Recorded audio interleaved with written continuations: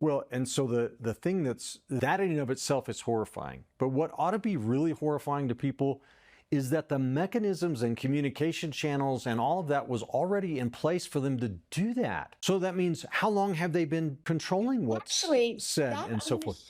I'm going to share with you, Richard. It's not. They were developed in very early in the Biden administration. That came Oh, out in the Murthy v. Biden case, which is that they started having a, I forgot what the names of the meeting were called. It's in one of my chapters.